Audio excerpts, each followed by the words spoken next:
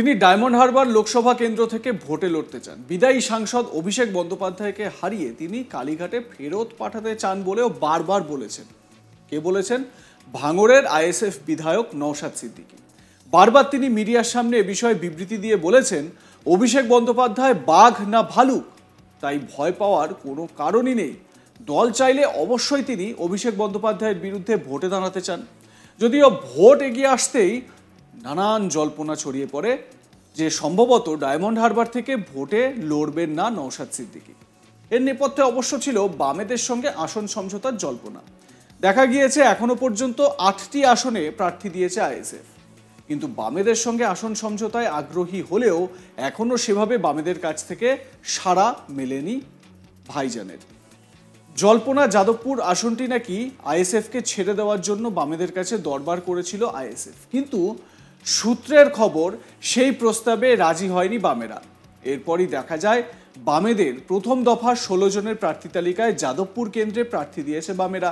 যাদবপুর কেন্দ্রে বামেদের প্রার্থী সৃজন ভট্টাচার্য।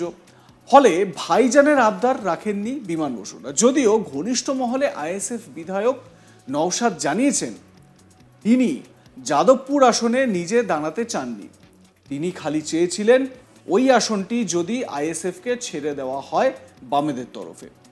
এর পাশাপাশি নওশাদ ফের স্পষ্ট করে দেন তিনি ডায়মন্ড হারবারেই প্রার্থী হতে চান, লড়তে চান অভিষেক বন্দ্যোপাধ্যায়ের বিরুদ্ধেই।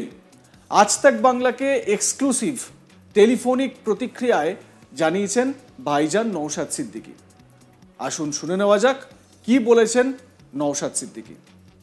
আজকে ক্যানিংয়ে একটা তৃণমূলের নির্বাচনী প্রস্তুতি সভা ছিল, সেখানে প্রস্তুতি সভা শেষে শওকত মোল্লা একটা বক্তব্য দিয়েছে আপনার এগনেস্টে, যে আপনি যেহেতু ডায়মন্ড হারবার থেকে দাঁড়াবেন বলেছিলেন, পরে সেটা প্রত্যাহার করেন। তো সেই প্রসঙ্গে উনি বলেছেন যে হেলে ধরতে পারে না, কেউটে ধরতে এসেছে। আর অভিষেক বন্দ্যোপাধ্যায় একটা সমুদ্র, ওখানে যেতে হলে আগে 2-3টে খাড়ি আছে, সেগুলো পার হতে হবে। অর্থাৎ ডায়মন্ড হারবার লোকসভা কেন্দ্রের থেকে যদি আপনি লড়াই করতে চান, তার আগে আপনাকে জেলার অন্য যে কোনো প্রান্তে লড়াই করে, যদি বুকের পাটা থাকে সেখান থেকে লড়াই করে দেখাতে বলেছেন। আর আপনার একটা বুথে জেতার ক্ষমতা নেই, আপনি ডায়মন্ড হারবার লোকসভাতে দাঁড়ানোর অলিক কল্পনা করছেন, এই সমস্ত কথা বলেছেন।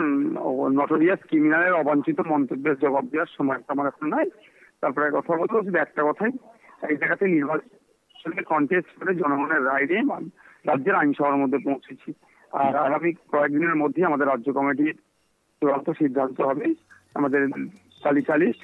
আশা করছি আমাকে অনুমোদন দেবে, ওখানে অভিষেক ব্যানার্জি বাবুর বিরুদ্ধে লড়াই করবো। তখন শওকত মোল্লা বাবুরা কি করেন সেটা দেখার বিষয়। নওশাদ সিদ্দিকীর বক্তব্য আপনাদের শোনালাম। নওশাদ সিদ্দিকী প্রথম থেকেই ডায়মন্ড হারবার কেন্দ্রে নিজেকে প্রার্থী হিসেবে দেখতে চান, যদিও এখনো পর্যন্ত ডায়মন্ড হারবার কেন্দ্রটি নিয়ে কোনো রকম সিদ্ধান্ত নেওয়া হয়নি। ডায়মন্ড হারবারে আইএসএফ এর তরফ থেকে যে 8 জন প্রার্থীর নাম ঘোষণা করা হয়েছিল, সেই তালিকায় ডায়মন্ড হারবারের কোনো উল্লেখ নেই। তবে শোনা যাচ্ছে দলের মধ্যে নওশাদ সিদ্দিকী ভীষণ রকমভাবে বোঝাচ্ছেন যে তিনি ডায়মন্ড হারবার কেন্দ্রে প্রার্থী হতে চান।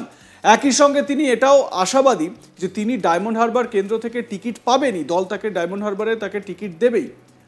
এবং যদি এটা হয় তো সেক্ষেত্রে খেলা অন্যরকম হতে পারে, ভোটের ময়দানে খেলা একেবারে ঘুরে যেতে পারে বলা যেতে পারে। তার কারণ নওশাদ সিদ্দিকীর একটা জনপ্রিয়তা তৈরি হয়েছে।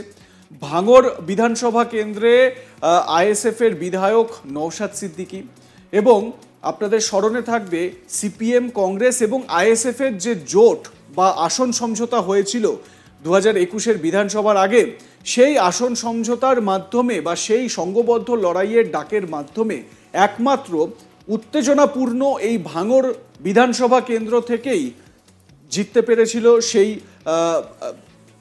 3টে দলের ফ্রন্ট। সেটা শুধুমাত্র আইএসএফ, এবং আইএসএফ এর নওশাদ সিদ্দিকী তিনি ক্ষমতা লাভ করেছিলেন বা সেখান থেকে জয়লাভ করেছিলেন। এবারে নওশাদ সিদ্দিকী বিভিন্ন জায়গায় যাচ্ছেন, এমনকি ডায়মন্ড হারবারেও তিনি গিয়েছিলেন, সেখানে গিয়েও মানুষের পালস বোঝার চেষ্টা করেছেন। এছাড়াও জায়গায় জায়গায় যেখানে যেখানে নওশাদ সিদ্দিকী যান সেখানে তিনি যান, এবং তার সঙ্গে তিনি সেখানে গিয়ে তিনি বিভিন্ন রকম কথা বলেন। তো সার্বিকভাবে এবারে ডায়মন্ড হারবার কেন্দ্র থেকে তাকে প্রার্থী করা হয় কিনা সেটা একটা বড় প্রশ্ন। এবং এই সংক্রান্ত আপডেট তো আপনাদের সামনে আমরা তুলে ধরবই, আপনাদের মতামত আমরা জানার চেষ্টা করবই। জানাতে থাকুন আপনাদের মতামত, দেখতে থাকুন আজ তাক বাংলা, সাবস্ক্রাইব করে নিন ইউটিউব চ্যানেলটি।